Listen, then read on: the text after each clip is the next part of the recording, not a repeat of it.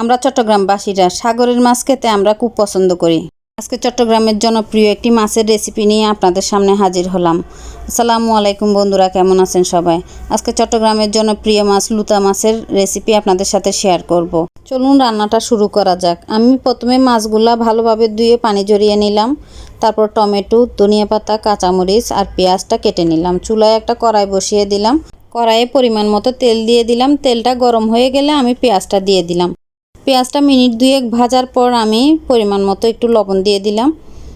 লবণটা দেওয়ার পর আমি এখানে 1 টেবিল চামচ পরিমাণে রসুন বাটা দিলাম আর দিয়ে দিলাম 1/2 টেবিল চামচ পরিমাণে হলুদের গুঁড়া, 2 টেবিল চামচ পরিমাণে মরিচের গুঁড়া। এই সামান্য উপকরণ দিয়ে আমি আজকে রান্নাটা করব। চট্টগ্রামের মানুষরা সাগরের মাছ যখন রান্না করে তখন মশলা বেশি ব্যবহার করে না। সেটা আগের থেকে আমরা দেখে আসছি, আমাদের মা দাদিরাও এইভাবে করেই রান্না করতো। কম মশলা দিয়ে রান্না করতো, কিন্তু খেতে অসাধারণ হতো।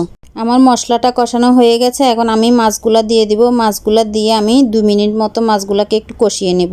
এপিট ওপিট দুপিট করে আমি ভালোভাবে কষিয়ে নেব। কষানোর পরে আমি এখানে পরিমাণ মতো পানি দিয়ে রান্নাটা করব। এই মাছটার দুটো নাম, একটা হচ্ছে নারিকেলি মাছ আর একটা হচ্ছে লুতা মাছ। সেটা আমাদের চট্টগ্রামের মানুষরা আমরা লুতা মাছ বলি, কারণ এই মাছটা দেখতে অনেকটা নরম তুলতুলে, তাই নরমকে আমরা তো চট্টগ্রামের ভাষায় লুতা বলি, ওই জন্য এই মাছটার নাম হয়েছে লুতা মাছ। কাঁচা অবস্থায় এটা অনেক তুলতুলে থাকে, নরম, কিন্তু রান্না করার পর এটা শক্ত হয়ে যায়। তাই এই মাছের ক্ষেত্রে দুটো নামই প্রযোজ্য, একটা নরম একটা শক্ত। নরমটা তুলতুলে লুতা আর শক্তটা নারকেলি। দুটো নামই মাছের সাথে কেমন মিলে গেল, অদ্ভুত লাগে না? বলতেও যেন কেমন জানি আনন্দ বোধ হয়। আমার মাছগুলা কষানো হয়ে গেছে, এখন আমি টমেটোটা দিয়ে দিব। টমেটোটা দিয়ে আমি পরিমাণ মতো পানি দিয়ে রান্না করব 10 মিনিট মতো। অনেকে আবার কম মশলা দিয়ে এই মাছ রান্না খেতে পছন্দ করেন না। যারা যেরকম খেতে পছন্দ করেন খেতে পারেন রান্না করে, কিন্তু সাগরের মাছে বেশি মশলা দিয়ে রান্না করলে মাছ খেতে ভালো লাগে না। সাগরের মাছে আপনি যত কম মশলা ব্যবহার করবেন তত খেতে দারুণ হয়।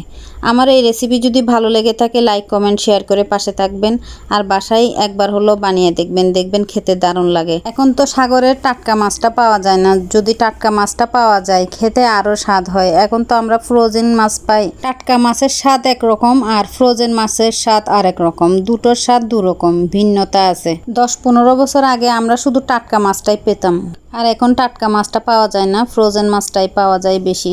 কিছুই করার নাই, যুগের সাথে পরিবর্তনতা আসছে, তাই আমাদেরকেও মেনে নিতে হবে।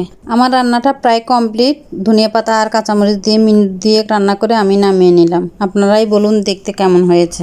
ভুল হলে ক্ষমার দৃষ্টিতে দেখবেন। সবাই ভালো থাকবেন, সুস্থ থাকবেন। আল্লাহ হাফেজ। আসসালামু আলাইকুম।